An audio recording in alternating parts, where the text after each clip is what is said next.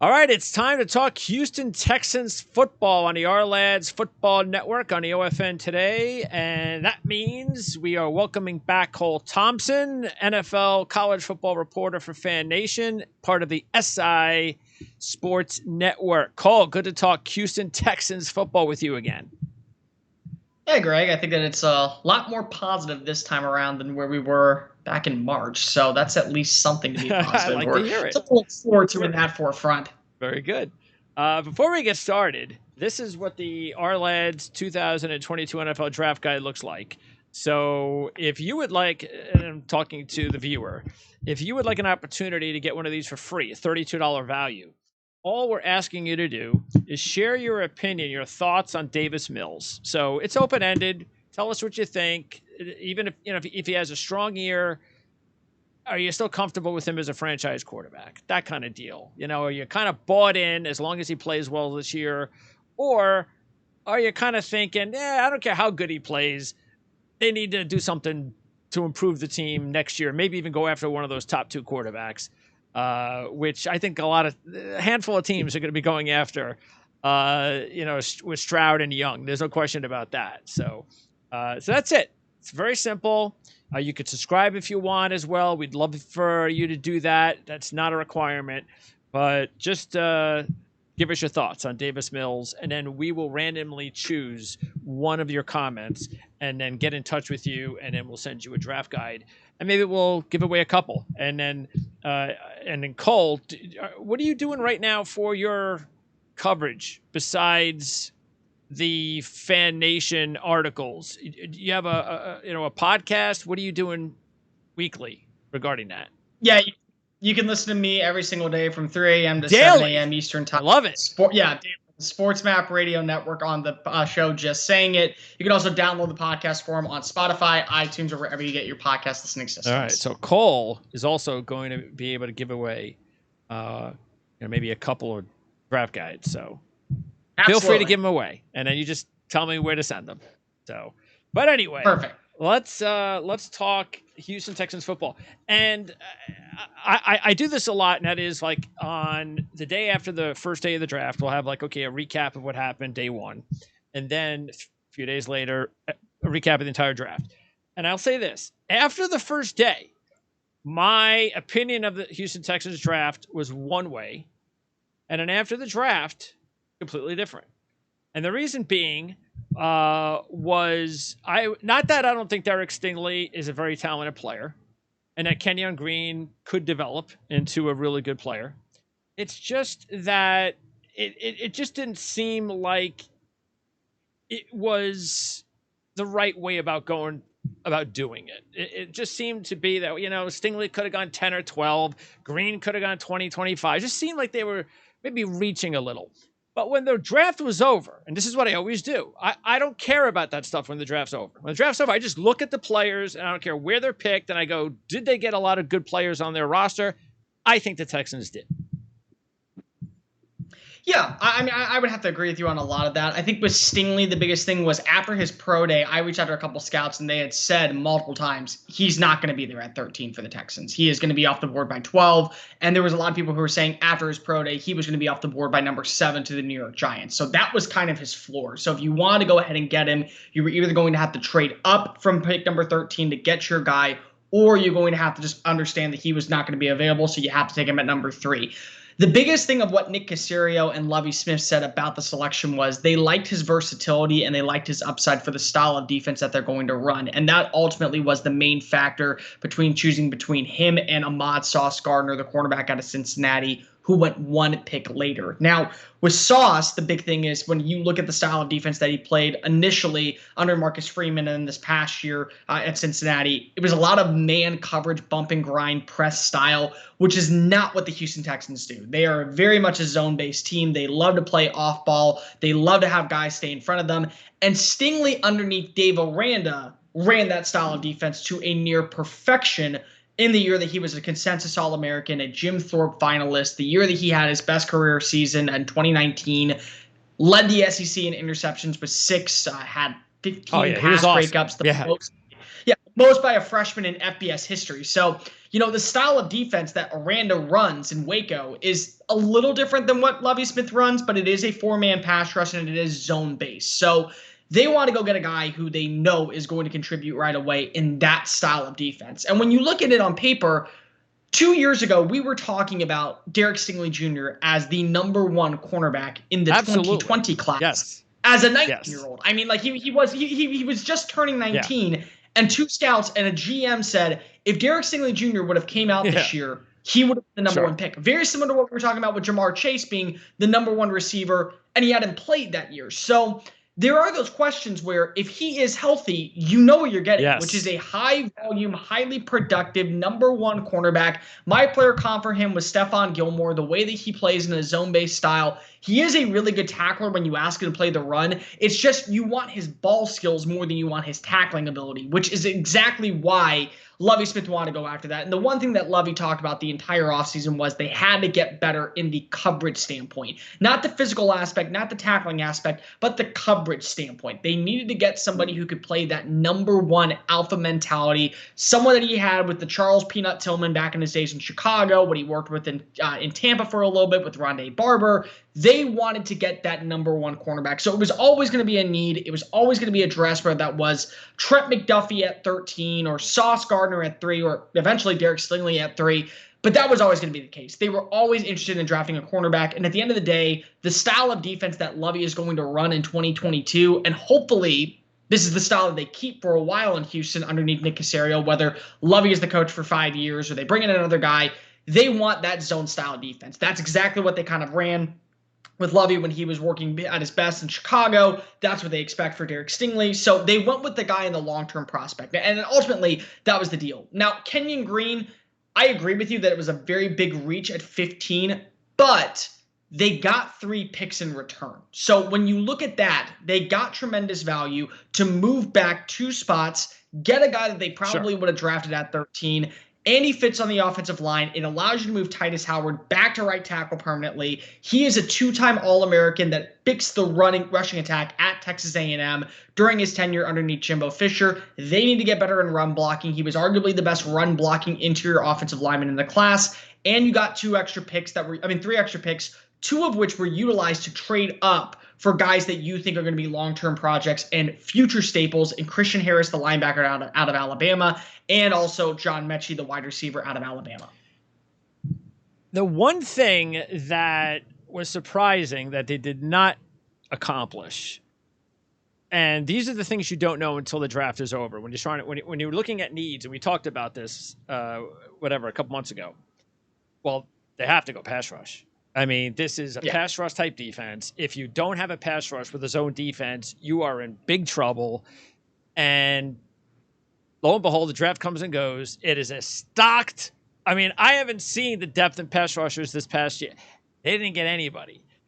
What they decided to do, little did we know, is, as you know, of course, the last week, they decide, well, we're going to put some Band-Aids on it this year. We're going to bring in Jerry Hughes. We're going to bring in Mario Addison, and we'll worry about pass rushers next year.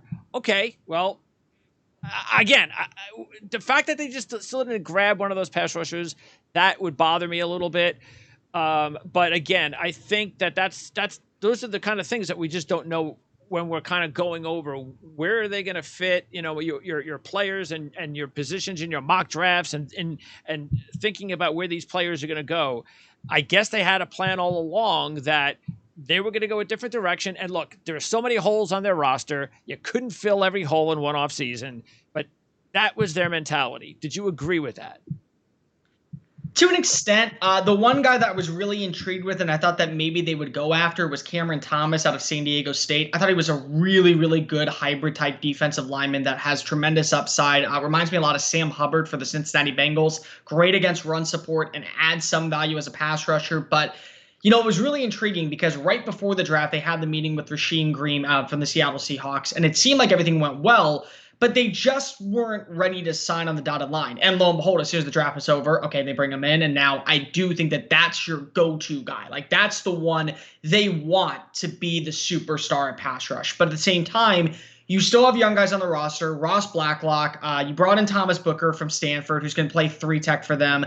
You still have Roy Lopez. So you want to get better when it comes to your defensive end position, but you also want to get veterans in the building who have been around the block and played in a 4-man pass rush. So they go ahead and they add in Mario Addison, who's played the 5 technique for both Carolina and for Buffalo and done a pretty good job at it. And then Jerry Hughes, local talent, grew up in Sugar Land, TCU alum. It's a culture setter there. And then they also brought in Obo Okunora over the offseason from the Los Angeles Rams, who's going to play that kind of Leo-type role, the Carlos Dunlap.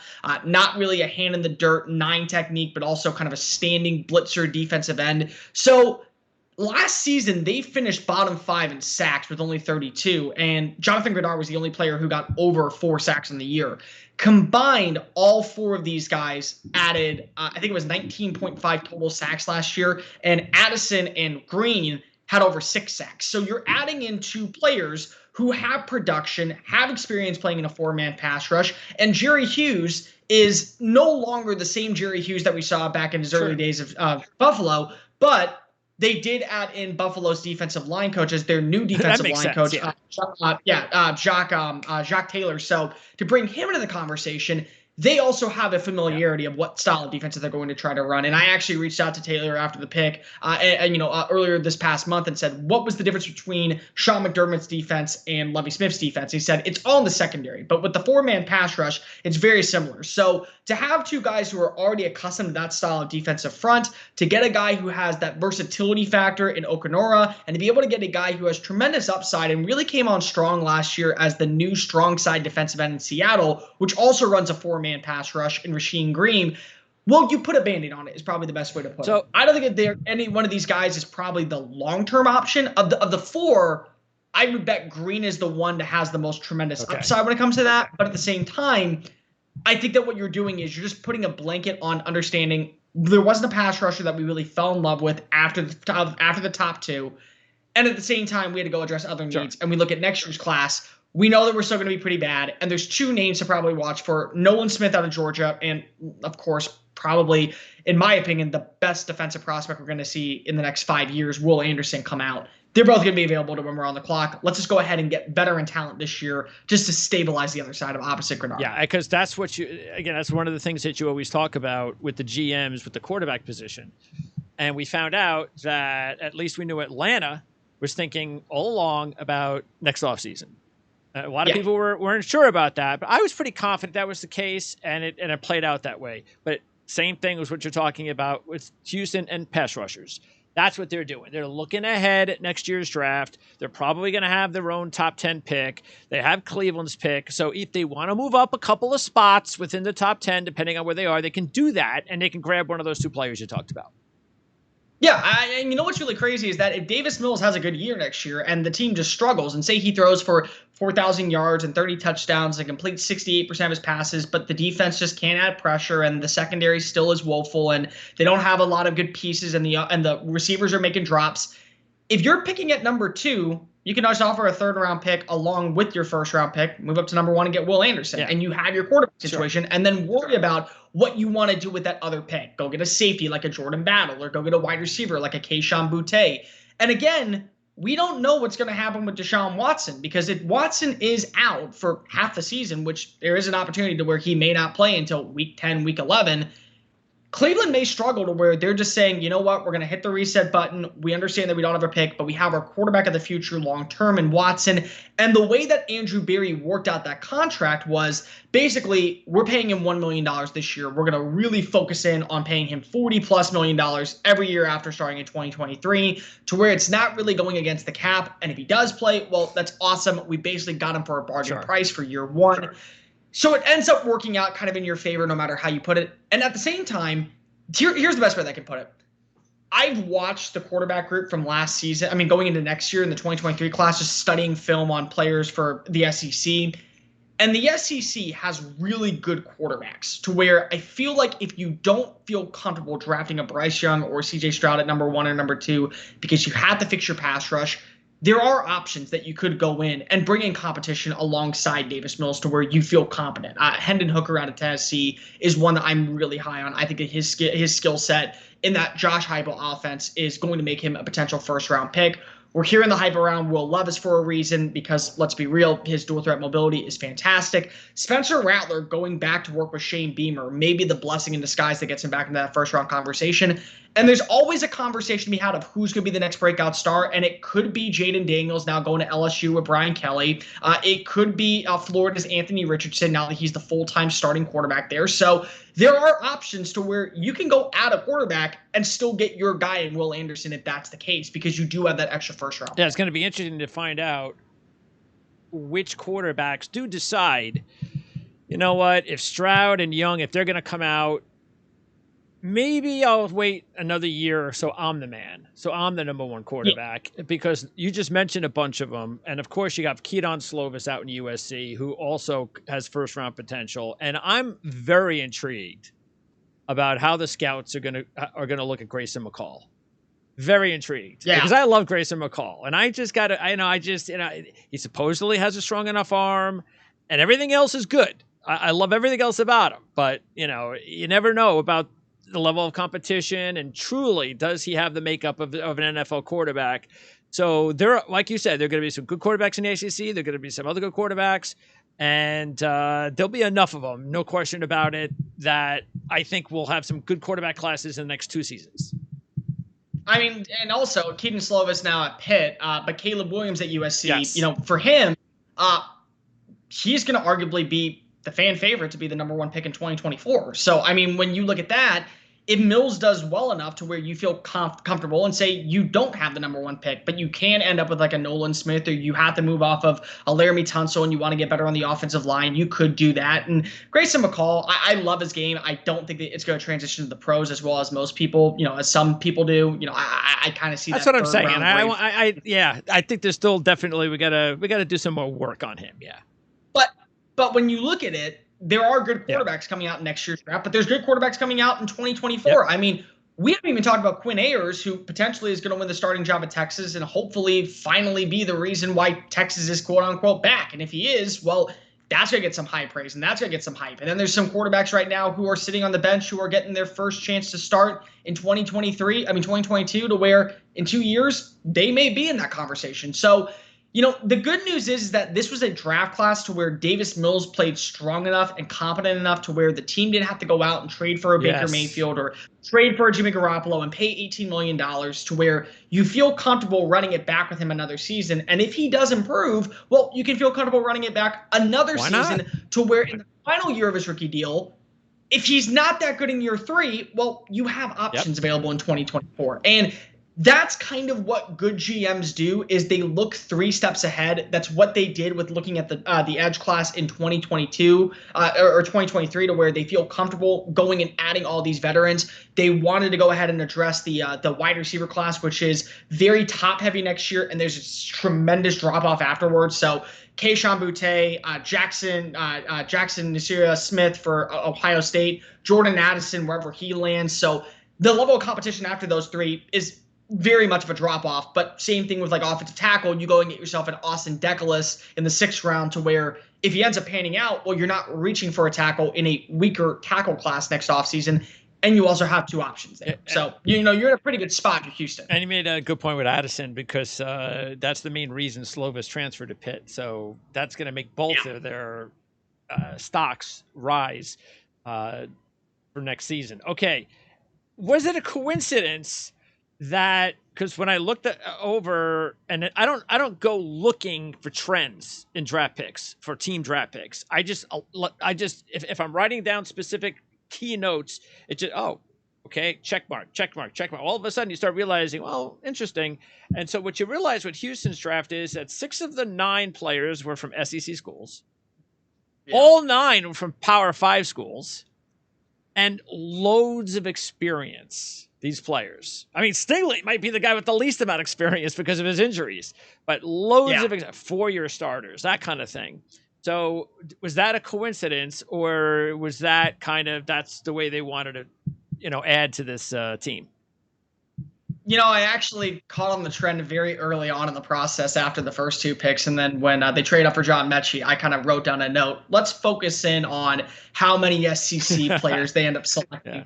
And I didn't want to ask until the very last day of the draft because again, it's one of those where, okay, well, on the last day, maybe they go a different pathway. Maybe they go Pac-12, maybe they go ACC. No, we're just going to continue to do SEC players. They add two more into the process. So I actually got to talk to Nick Caserio afterwards. I asked him what was the trend. And the main point was, they saw the level of competition that they were going up against, and they felt comfortable bringing these type of players in because they know that they can be eventual starters because of their experience. And Dameon Pierce, the running back out of Florida, maybe said it best. Even the mediocre guys, the bottom dwellers of the SEC, would be star talents in other conferences. So you basically are getting semi-professional reps against players who eventually will be in the NFL or will be able to have a job afterwards, whether it be CFL or the XFL or the USFL. They'll find a way to make an impact somewhere because of the level of competition that you're going up against. So, that was a really big intriguing option to where you see kind of the names that Houston added in. They want to get guys who I think that can be maybe not immediate contributors, but at least contributors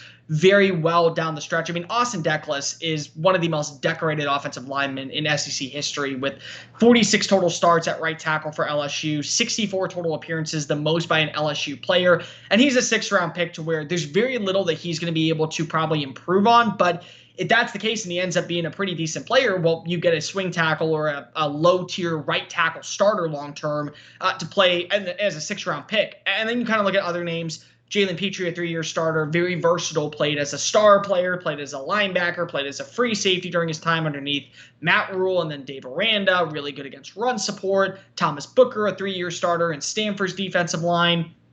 And Stanford is very well known for their pass rush, so for him to be able to kind of be that bull rushing technique, Tegan Quirintano out of Oregon State, they ran a lot of 13 personnel, a lot of 12 personnel reps underneath Gary Anderson and then under Jonathan Smith these past 2 years. 4-year starter. And he's another 4-year starter, really good inline blocker, kind of the guy that a lot of people are saying is he's not George Kittle, but when you watch how George Kittle was coming out in the process, very limited as a route runner, very limited as a receiving option, but incredible inline blocker for run support.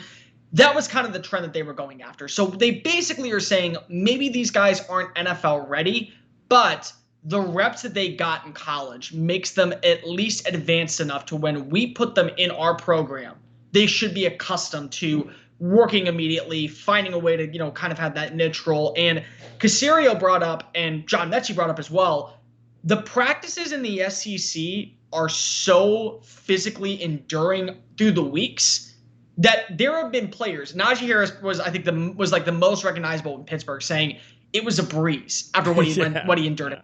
So you're getting guys who should be used to playing in either Texas heat or playing in physical conditions or, really going against the odds because of that's kind of the standard in SEC football. Even at smaller programs like South Carolina and Vanderbilt, that still is the standard. And, you talk about another thing that was a really interesting trend.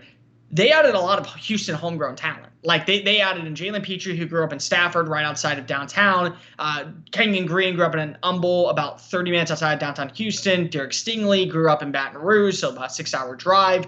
Austin Deckles grew up in Cypress, about a 20-minute drive. And the players that they signed, also, a lot of them were Houston-based. So it was really intriguing to see. There was a lot of trends of players going to hometowns, which I think is a really good marketing ploy for a team like the Texans who needs to get fans back buying into the culture. And to get a guy like Jalen Petrie, really good hybrid safety, get a guy like Kenyon Green, a 2-time All-American who grew up 30 minutes down the road, even Deckles, who I do believe is going to make the final 53-man roster, to have him on the roster, that at least puts fans in the stands. I got to watch this kid play in high school. Let's see what he can do in the pros. Well, the other thing it does is that when you have an organization and a franchise that have really not had a whole lot of success over its history. Yeah, there's been some winning seasons and such, but especially the way things have gone lately, you want the kids that are coming into the franchise to understand the franchise, to believe like, hey, you know what? I want to have some pride about being a part of the rebuild because I'm from the area. I know what's going on there, and I can put my heart and soul into it a little bit more because this is where I grew up. So it makes a lot of sense. When you talk about Deculus, I want to ask you about Tunsil, because when we were talking about the possibility, because a lot of people were thinking the Texans were going to zero in on a tackle. And we were talking about, as you had mentioned to me, that Titus Howard, when he had an opportunity, played well at left tackle. Wouldn't be surprised if they decided to, at some point, move on from Tunsil and trust Titus Howard at left tackle, and maybe they take a right tackle in the second round or something like that. All right, that didn't happen, but is it still possible? And I know they restructured Tunsil's contract, but what is the situation with Tunsil long term or even short term? And is there still a possibility that by next year you could see Howard move to left tackle? And hey, if Deculus plays well enough, he could swing over to right tackle, which is where he's going to stay anyway. But I'm saying swing into the starting lineup.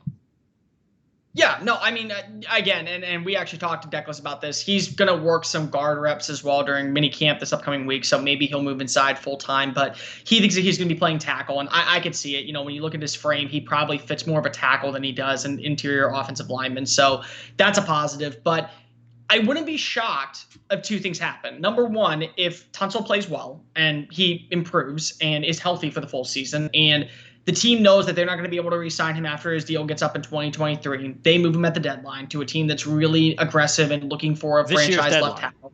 Yeah, I wouldn't be shocked if they did that because of, again, the contract becomes a little bit more serviceable after this year. You'd be paying a very forefront heavy deal in 2023, but at least this year, most of the money that Houston would be eating up in cap space, you'd be paying like an $8 million hit. So $8 million for a left tackle for a year, even in a rental option, if you're trying to become, you know, the next big time contender in either the AFC or the NFC, maybe it's worth it. And again, you could find a way to restructure his deal after this year. If you want to release him, you could. If you win a Super Bowl, by all means. But at the same time, if they find a way to get a trade partner in 2023 that would be willing to eat a bucket load of that contract, they could.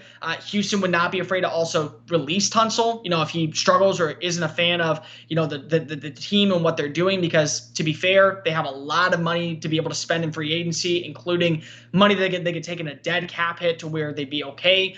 And I think it really does matter based off how the offensive line improves. Lovie Smith has been very clear that he is very impressed with how Charlie Heck, the second-year left right tackle, has played and worked in the offseason. So potentially he could be in the line to get starting reps. And then if Deculus does improve, again, Deculus comes from the SEC. He's faced off against top-tier pass rushers. He's a 4.5-year starter for the Tigers. He's been through the highs and the lows, was Joe Burrow's right tackle for 2 years. He did a good job. So if he does improve and quickly adapts to NFL speed, well, then you have a very good problem on your hands with what do you do with the offensive line. You'll have Green at left guard. Potentially Howard can move into right guard again if you want to, if A.J. Cann doesn't work out or he starts to regress a little bit. Tunsil will stay there. So there's a lot of moving parts, but I think the good thing for Houston is they have options. That's true. Which is something that they haven't had in a hot minute. And to me, if you at least have options, it allows you to be a little bit more expendable with how you're going to build your offensive line. And there's a lot of ways. I mean, again, Tunsil could be the left tackle past 2023. He could be traded at the deadline. He could be traded next offseason. He could be cut. But it really is based off of the progression, I think, of Charlie Heck, what Titus Howard does back at tackle this year, and if Deculus can't even pan out. Which, again, 6th-round picks, you're just hopeful that they make the roster, not become superstar all-pros. Yeah, Deculus seems like one of those safe picks, though, because of his experience. He's one of those guys that you do feel comfortable will definitely be on the roster. He's more of a 1 to 2 year. Let's just get your techniques working a little bit more, pro techniques and so forth. But I could see Deculus as more of a reliable, definitely makes the team kind of guy, even though he's a 6th-round pick. The center, for sure, and center and guard. Now we'll talk more about this when we preview the season. But they didn't really do more than, I mean, Deculus, okay, 6th round, but getting Green early was a huge deal because they really didn't do anything else at center guard. So it makes you realize how much more important it was to get Green on this roster, because you have to figure that when they're thinking down the road, even if it's just next year or the year after, if we have to be a really good football team, well, I don't know if Justin Britt's going to be our center or A.J. Cann is going to be our right guard. So at this point in time, they are penciled in as the starters, but there still needs to be some competition there.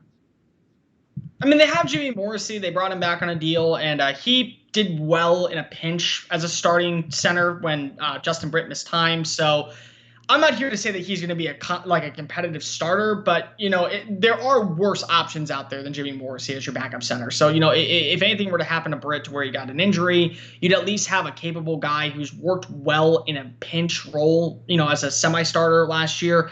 Adding an A.J. Khan, I like the move because if you brought in George Warhop as your new offensive line coach, and he had worked with him for the last 3 years during his time in Jacksonville. The other thing is that he has experience. Sure. I mean, the one thing that you have is you're not asking him to move from tackle to guard. You're saying, no, you've played guard and you've been at least a serviceable option for the Jacksonville Jaguars for the last 7 years and started over 90 games at the position. So you're a plug-and-play starter, and we're bringing you in to be a starter. We're not bringing you in for competition aspects. You're going to be our guy. And the Khan did really well is very similar to what Kenyon Green did very well. They're really good at interior run blocking. They do a nice job working up to the second level and getting to the linebackers and adding pressure to take them out of the element completely, opening up that A-B gap situation. Green is a much better puller than Khan, but either way, both are very good in run blocking, and Houston last year was atrocious. I mean, I could say many words that get me fired by the FCC, that get me fired by Sports Illustrated. Like, that's how bad of a rushing attack it was. And you didn't get much better. I mean, Dameon Pierce, I think, has the potential to be a lead back. I think for sure he mirrors what Jamal Williams was for the Green Bay Packers opposite of Aaron Jones. Marlon Mack, if you can get him back to what he was in 2019, you have a very serviceable option. But this team is not going to be much better when it comes to running the football, when it comes to the actual position, but they could be better opening up the running lanes by adding in Green and Khan. And then Britt's been a serviceable center. He has the experience. Sure. Of course, that's what you want for a rebuilding roster. And he really wanted to come back to Houston. He wanted to be a part of this rebuild, which is a major standpoint of what Lovey and Nick Caserio wanted this offseason, were players who wanted to be a part of the Texans and were okay with being a part of a losing franchise to help build a winning culture for the long term. You had worse options out there. To me, after Linderbaum and Cam Jurgens from Nebraska, there was a significant drop off at center. I thought the hype for Luke Fortner out of Kentucky was a little too rich for my standing. There's some players who, they were saying, oh, well, maybe they could play center, maybe they play guard. If you're going to do that, you might as well just get the guy who's already a center on your roster. So, that's kind of also why you can't really smack the Kenyon Green pick. He was the best interior guard when it came to run blocking. They were atrocious at run blocking. They need to get better at the interior, and they got three picks in return just to move back. So that kind of went in the process, and people were like, well, how do you grade Kenyon Green a B pick? And I'm like, because look at the whole picture. They got 3 picks to move back 2 spots, and they addressed the need. In my opinion, as long as he's not allowing 20 sacks in the first game, it's a overall solid selection. A little rich, but then look at what you got in return, and then what you use those picks for to move up to get guys that are going to be effective starting year one. That to me was at least worth to be a gradable, processable, understanding the selection kind of pick. Well, again, as we said, if you don't pick Green and then this is your offensive line without Green, you're in big trouble. So that's why I said you have to take a look at everything after the draft and kind of understanding where they're coming from. And look, you're not going to rebuild this roster in one off season. So there's still a lot of key holes that need to be filled. They're going to be looking for long-term center, another guard, and we just mentioned running back. So there's still a lot of room for improvement. You just can't fill all the spots in one off season.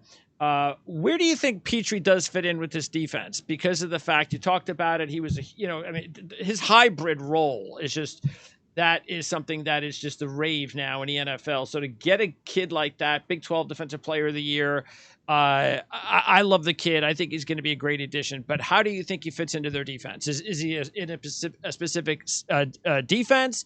Or do you think that they're going to use him as a chess piece and he's going to be kind of all over the place?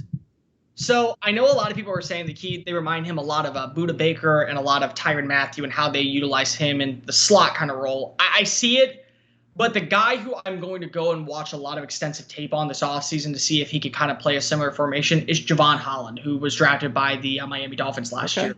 They played him in a very similar concept at Oregon. And then when they moved him to Miami, they played him more of a hybrid type, but in a cover two base, two safety set in the back end. And that's ultimately what I think Petry's going to be. He's going to play in that cover two set. They're going to try him on the back end, but they're going to let him play in more of a zone style to where that zone allows him to play more toward the line of scrimmage or that second level. Okay. And whoever plays the free safety will play a little bit more of that third level dollar type style defense, where you probably are getting him against slot receivers, against tight ends, guys that he matched up with extremely well in college, maybe even running backs out of the backfield to go in the flats. Like, that's going to be where his role is. I also think that they're going to try to utilize him as much as possible as a Buffalo nickel, to where they move him down against run, on run plays, because, again, he was the Big 12 Defensive Player of the Year in large part due to his run defense. I mean, he was phenomenal when it came to shedding blocks against tackles, when it came to working upfield to get in the backfield, stopping guys behind the line of scrimmage, 18 tackles for loss. I mean, those are numbers that you look at and go, we have got to make sure that he is good against run support. And again, Houston was dead last in run defense last year, so they had to get better on that forefront. If they can get a good hybrid type player, and very similar to what Javon Holland is, a guy who they're going to allow just to kind of play in space, make plays at the second level of the defense, but be a safety on that third back end, be effective in run support, they're getting a really high-end starter. And eventually, I do think that you'll move him into like that Budda Baker type role, to where he is a safety, but he really is more so a safety nickel type, like a Buffalo nickel type role. Very much of what they love to run in Buffalo. I mean, with the Bills, what they love to run in Washington with the Commanders. I feel like that ultimately is going to be his home, but they are going to try him at safety on the back end. They're going to see what he can do as a cover two. So you do think that their base, they will play more four DBs. So it's not like they're going to play 5 DBs and let Petry be that, that roamer. You think they're just straight out going to let him play like strong safety in a 4 defensive back look? They're going to play a 5 defensive back look. They are going to play 5. But they have their nickel defender in Tavierre Thomas, and then they have Desmond King, who they re-signed on a 2-year deal, who also has been an effective all-pro at the nickel spot in the past. So their goal is to have him be Justin Reed's replacement, to be the guy who's physical at the line of scrimmage against run support, but play in coverage. They think that he can play in that back end. I think that ultimately, if he doesn't work out, well, there is your slot defender. Like, you're going to eventually have to play him in the slot because of just how effective he is and how talented he is. But I do think as of now, they're going to do everything in their power to see if he can play that Justin Reed role first before being forced to move him inside permanently as only a slot defender. All right, and then speaking of the linebackers, because you talk about placement holders, that's pretty much what the team has all across the board at linebacker, or placement holders. But Christian Harris gets drafted in the 3rd round, and he's definitely a 3-down linebacker. So if he has, it would be disappointing if he didn't end up with a boatload of snaps this season, in my mind, because I look at this line. Yes, they're experienced and all that stuff, but you got to get some talent. You're a rebuilding team, and he needs to play a lot. So to me, I've already watched a lot of the linebacker tape going into next year's draft. They drafted him for next year. Now, don't get me wrong. He should get at least significant stats by midseason. I wouldn't be shocked if he takes over as the full-time weak outside linebacker. But you look at the linebacker class next year, it's Noah Sewell and it's nobody else. I mean, the linebacker drop-off is immense. And this is still a kid that's still finding his own way into playing linebacker. Remember, he was one of the top safety prospects coming out of Louisiana when he signed with the Crimson Tide. And then Nick Saban said, we're going to play you at linebacker. You're going to be our space guy. You're going to be our effective middle-of-the-field general. We're not going to play you near the line of scrimmage. And one of the main reasons they went after Henry To'oTo'o in the offseason from Tennessee is he fits that thumper role. And they need to go ahead and get themselves that big run stopper to pair with the space guy in Christian Harris. I won't be shocked if Kamu Grugier-Hill, the guy that they led the team in tackles last year, eventually takes over as the Mike for Christian Kirksey. They also have Jalen Reeves-Maben, who's going to be the Sam linebacker, but they also have Garrett Wallow. They really loved what Garrett Wallow did as the strong side backer in a limited role last year. I would not be shocked to see him slowly develop. And they also added in Blake Cashman from the New York Jets, and they brought back Kirksey. So there are options there. Harris will be a starter at some point this year, but they drafted him for 2023. They know that they have to go ahead and get these guys, under contract. They just need to have stability, and they need to get a young type of player who can be the long-term option. I see a lot of Bobby Okereke in him when he was coming out of Stanford. Really good in space, can make a lot of plays near the line of scrimmage, can be effective as a couple linebacker. A little bit of what C.J. Mosley did, very early on with the Baltimore Ravens before he gained about 20 pounds and then was only a run-stopping linebacker. So I could see some similar formations with him in that set, but you drafted him for 2023 because the linebacker class after this year there's a significant drop-off. And people were saying, well, why do you not, like, Houston signed all these linebackers, why do you think they're going to draft them? Well, they only signed a lot of them to one-year deals, and if they didn't sign to one-year deals, they signed them to two-year deals that are very one-year heavy, to where if they struggle, they can cut them for little to no dead cap space. They drafted him because they realized we can see the class next year. The drop-off is immense. Like Harris would have been linebacker number 1 or linebacker number 2, even if he didn't play a single snap next year for Alabama. Like, because they all got drafted this in April. I mean, it was just amazing, the depth at linebacker this past draft. So to me, the two deepest positions in the draft this year were tight end and linebacker. And for tight end, there wasn't a game changer, but there was so much potential and talent at the position. Same thing with linebacker. Devin Lloyd was, to me, the one linebacker who had the all-pro potential. But all these other guys, Chad Muma, Troy Anderson, Kobe Dean, Chayton Tindall, Quay Walker, they have Pro Bowl potential. And so does Christian Harris. So to get him now is kind of like, think of like the Davis Mills of last year. Well, if Davis Mills would have came out this year, who's to say that he would not have been QB1? And you would have taken him at number 3. So instead, you get a guy that maybe you would have looked at in 2023 as a first-round pick, and you get him on a bargain deal for the future of your organization. Mechie, he can play outside or slot. Is he definitely going to be more used inside? I think inside. My player comp for him, and it's a reach. It's a very, very, very big reach, but this is the potential. He could be Juju Smith-Schuster. He really could. He's a high volume type receiver. He's really good in the short to intermediate section of the routes, and he uses his knowledge of the game more than his athletic traits. He's not really as athletic as you want, but what he makes up for it is premier route running, good solid hands, great vision, great tracking ability downfield, really effective in the red zone, can make defenders miss just based off of his route running and double moves at the line of scrimmage.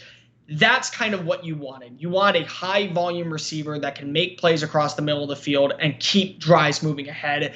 You have your vertical option in Brandon Cooks. You have your possessional receiver in Nico Collins. Go ahead and add yourself a guy who can be a high volume catch radius type player. That's where they went after Mechie. I think that saying Juju Smith-Schuster is a major reach for his career, but look at what he did when he was in Pittsburgh, especially in the slot. And again, USC played him on the outside when he was there. So it's not as if it's that far-fetched to say there's a transitional factor, but when you watch what he did on the inside and how he made plays after the catch, Mechie can be that for the Texans. Now, again, he's coming off the torn ACL, so how soon can he be that? That's a whole different question. And there are going to be some concerns, because once you have one lower body injury, they start piling up left after right. So there's potential to where this is an injury concern long-term, but when healthy, there were scouts that were saying that he potentially was going to be that extra first-round receiver drafted. And then once Jameson Williams went off the board, I mean, you have that conversation. Well, could Mechie slip in? I talked to some people. They said that his range is probably right around 40 to 60. And lo and behold, he went 44 overall. And the Texans were very high on him from the get-go. Okay, now in round 5, the team, you mentioned Booker. So looking at the depth chart inside, you mentioned Blaylock, and we talked about Lopez last time.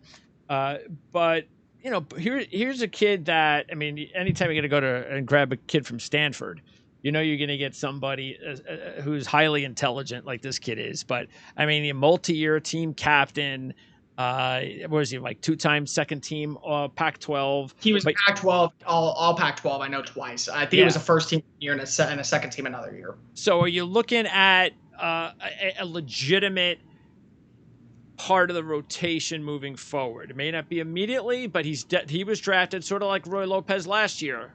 Same kind of, 6th round for Lopez, 5th round for Booker. They envision Booker to be a big part of their early downs, and he's going to be a part of the future.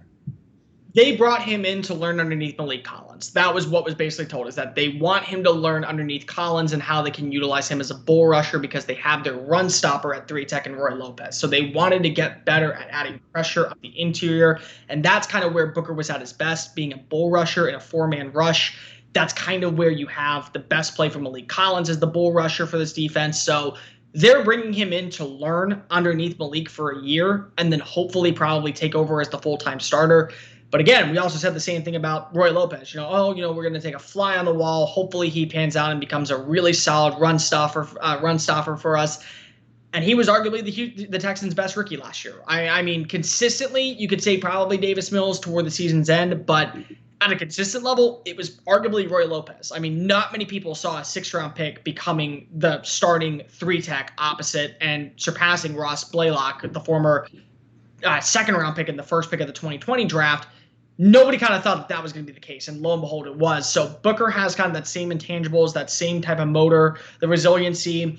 He prides himself on being a multi-talented athlete, and actually the one thing that he said taught him on hand placement was his ability to read and react when catching tennis balls as a tennis player. So he actually, before even playing football, was really into tennis and got really good at that with footwork and placement and hand usage and eye formation. So I would not be shocked to see him earn his way into potentially a higher rotational role. I don't think they're going to pass on Malik Collins. They paid him $17.5 million for 2 years. So it's an easy contract to move off of in 2023, but they brought him in because they liked what he did last year. He's going to be the starter, but I would not be shocked to see Booker get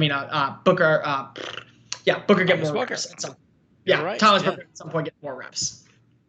Before I let you go, I want to talk about some of the notable rookies that they signed after the draft, because there was one guy that I know may not have what all the scouts are looking for, in physical ability. But I'm sorry, but Colby Harvey Peel, all he does is make plays. He's got elite instincts, and those guys find ways to make football teams. I think he's one of those guys, especially on this roster, that will make the team. I really do. Because you get at least one guy on every team in the NFL that's a rookie free agent that makes a team. That's usually the way it works. Houston will probably have a few of them because of just the way they're rebuilding. He's got to be one of them. I would say I think that right now there's for sure 3 that have the best opportunity. He's my number 1, hands down. And it's not only because of the way he just consistently made plays in the Big 12, but the safety position is far from fixed. I mean, you add in Jalen Petrie, and that's great, but Terrence Brooks, you brought back, he's a special teamer at best. Yep. Jonathan Owens had a great finish to last year. He's a special teamer at best. Grayland Arnold had to play some reps. You don't want him playing reps on your team. MJ Stewart is kind of like that Jalen Petrie type role. So you don't, he's probably more of a rental, definitely going to be a name to watch for on special teams. So there's an opportunity for Colby Harvell Peel, because the way that they run their 2 safety set on the back end, for him to maybe even pair alongside Jalen Petrie long-term, one be more of like that rangy cover guy, which was really his role at Oklahoma State the last 2 years, kind of right place, right time, back end, balls falling off receivers' hands right into his lap, turns them into interceptions, plays more of that cover role.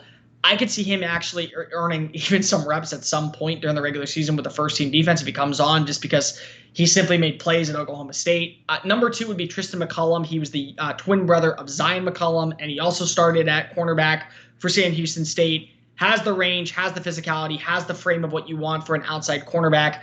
Probably going to be a special teamer from the get-go, but, this cornerback room is very similar to the safety room. There's not enough to where you can feel comfortable. Yeah, you have Steven Nelson, Tavir Thomas, Tremont Smith, who basically is a return man, Desmond King, who is that veteran of the roster, Stingley, his situation. And then I would go Seth Green, the tight end for Houston. He was a former quarterback at Minnesota, then turned Wildcat guy to where they utilized him as a running back, but also kind of like just a Wildcat quarterback formation. This past year, they moved into tight end at Houston, and he was good. I mean, he was effective. They need to get themselves a better inline blocker, so you bring in Tegan Quarantano, but Anthony O'Clair is only a blocking tight end. Pharaoh Brown struggled immensely with catches last year, so I think that all 3 of those guys have a very good opportunity to make the final roster. There's a linebacker from Illinois that Lovie Smith coached, so potentially he makes the roster. But again, to me, when I was looking at the free agency roster and you were seeing guys like not wanting to sign with Houston, I would have thought for sure you would want to go to Houston, because this is the one roster that you probably have the best opportunity to actually make the final 53, and even with time, maybe become a starter. Colby Harvell Peel, though, would be my selection. If I were to give in like gun to head, you have to make the final 53. I will be very shocked if this kid does not make the final 53, just because of the positional value and the names already on the roster at safety and the way he consistently found his way near the football when he was at Oklahoma State. I mean, and it wasn't just 1 year. It was three years of high-end production, really good in coverage, and consistently was able to be right place, right time. And somehow, if that happens in the pros, I mean, that's going to earn you a roster spot. Well, that's why he has awesome instincts, because those instincts make up for your lack of athleticism, and he's got them. So, okay, we're going to talk again before the season begins, unless something big happens. We'll have a preview discussion probably late July or early August. Anything else before we talk again, and I'll let you go? Is there anything else that you think could happen on the roster? A notable name, somebody, a specific position that they can go out and sign? I was told right before the draft, keep a close eye on Jerry Hughes. He loves, he loves Houston. He's a native there. He's ready to kind of be on the back end of his career. He had a really good relationship with the defensive line coach. Don't be shocked to see him sign a 1 or 2 year deal and just finish out his career there. So that to me was the big shocker. Okay. That was the name that I was like, okay, cool. And lo and behold, here he goes and he signs. Honestly, as of now, no. I think wide receiver, they know they're not going to be after a guy like Odell Beckham Jr. They know they're not going to be after a guy like Julio Jones. They're going to be going after, under the radar free agents, guys with long-term stability. If they were to trade for one guy, and I don't think that they do, but if they were to trade for one guy, I'd be very intrigued to see how they would bring in a guy like Kadarius Toney for the New York Giants. Now, again, Joe Schoen came out and he said, we're not trading Kadarius Toney, but then you basically drafted Kadarius Toney clone and Wan'Dale Robinson out of Kentucky. So who knows what the heck you're doing. But the receiving core, Mechie is good, but he's injured and we're not sure when he's going to play and how long he's going to be in the IR to begin the year.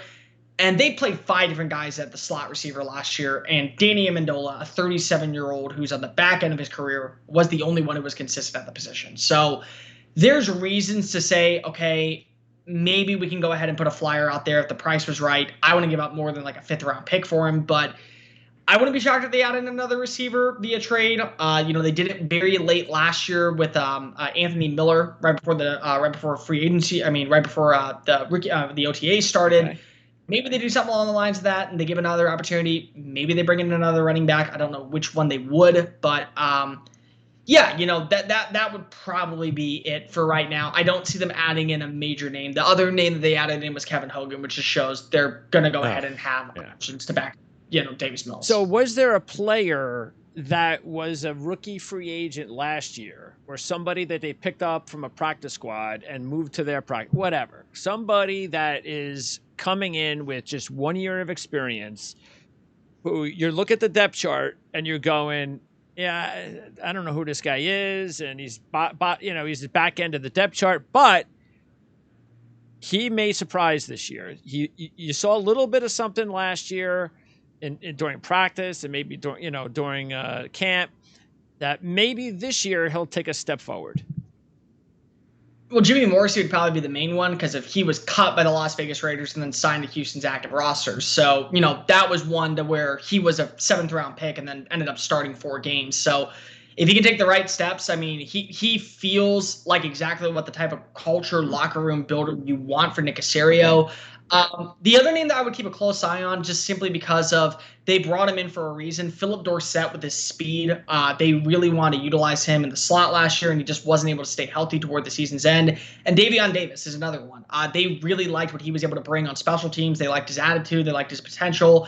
And he suffered a really bad ankle injury after his first career reception. So you never really got to see what he could bring to the table. Those would be 3 names I would probably consider. Okay.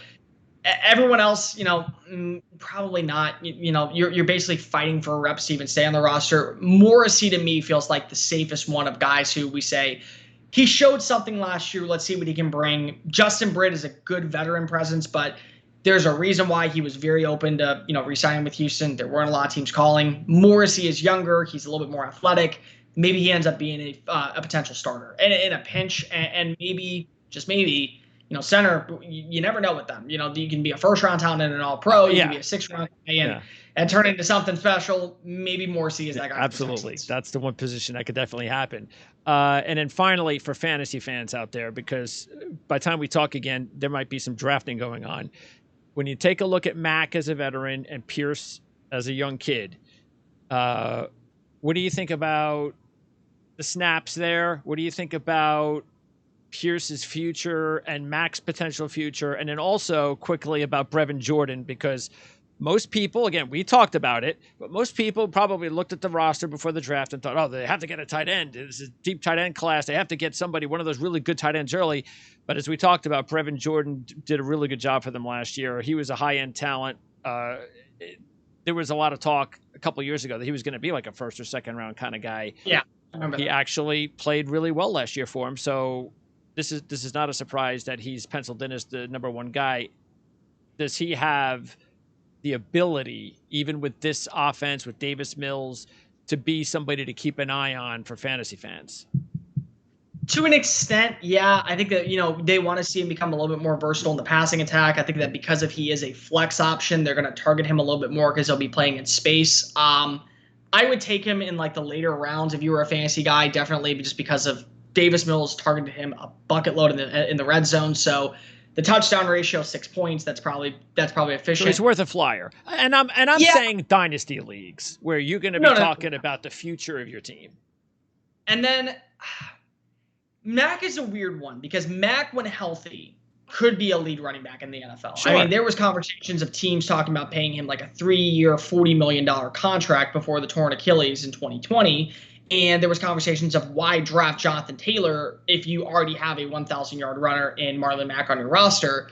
And he just wasn't able to come back in 2021, mostly because of Taylor took an immense amount of the reps. I would not be shocked to see him lead the team in rushing yards. Maybe somewhere between 750 to 800 would be probably reasonable. But I also wouldn't be shocked to see Dameon Pierce lead the team in rushing touchdowns. I mean, this was a team last year that finished dead last in rushing touchdowns with 8. And Pierce was really effective from inside the 10 at Florida. I mean, if you go back and look at his snap count, he had a touchdown in every single 7 snaps. So he was really effective inside the 5, really infectious inside the 7. They utilized him. He has good vision, good balance. So maybe if you were to have a double flex option, you draft one of them simply because of one's going to get you the yards, one's going to get you the touchdowns. Okay. Of the two, I'd probably feel more comfortable drafting Dameon Pierce just because I think that they're going to utilize him more in the red zone and he'll get you more points in the terms of touchdown ratio. Okay, but Mac, it's just all about staying healthy because if he has a healthy season and produces well, then he's going to try to get himself a big contract. Or not a big contract, but a long-term contract somewhere. Probably a 2-3 year deal somewhere. And again, that's the biggest thing is that Houston offered him the best chance to get early reps.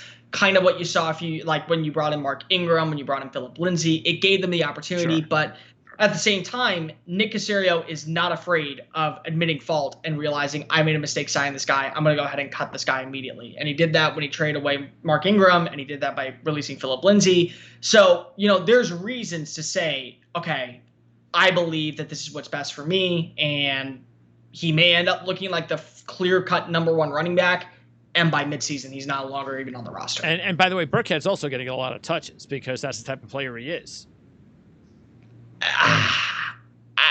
He got the most touches last year because he was the healthiest running back. Well, even in New England, he has fair share of part-time touches. I only bring that up because Pierce does not have, at least from what we've heard, he does not have he's not going to be a receiver. That's not his. That's not his game. That bad. There was a couple times where down at the Senior Bowl, he showed off his hands. If anything, he's going to be used in pass protection a lot. He is arguably the best pass protecting running back in the class. There were 2 reps out of the Senior Bowl. One was against DeMarco Jackson, who was drafted by the New Orleans Saints, and one was against, I believe, who was it? He played Kyron Johnson, who got drafted by Philadelphia as their Sam linebacker, very similar player to Hassan Reddick, where Pierce went up against both of them, and he threw both of them on the ground 15 inches. So from a pass blocking standpoint, he's going to be on the field at bucket load. Okay. As a receiving option, yeah, I think that you're kind of right on that front. And Burkhead's definitely, but again, they probably don't want to hammer Mack because of his injury history. So that's why I was thinking Burkhead probably gets in there if they're looking for. Oh, he gets Yeah, sure. but Yeah. but he still should get third snaps out of the 3. I agree with you there. If he's getting more snaps than Pierce, there's a problem. I'd be very shocked if he was the lead back or even the second back. That's not a good thing. All right, sounds good. Great job as always, Cole. I appreciate it. Again, you got your daily podcast, so your work's cut out for you on a weekly basis. Is it all Houston Texans, by the way? No, it's national perspective. That's good. So it's everything. You don't want to be talking about the Houston Texans every day. Oh God, that'd be a fun conversation. I wouldn't even want to be talking about my favorite team every day. So yeah, it's good. So you college football, NFL, 5 days a week. So check it out and give away a couple of draft guides. Just let us know. Tell us where to send them. Absolutely. All right, Cole. Appreciate it. We'll talk to you again before the season begins. Take care, guys.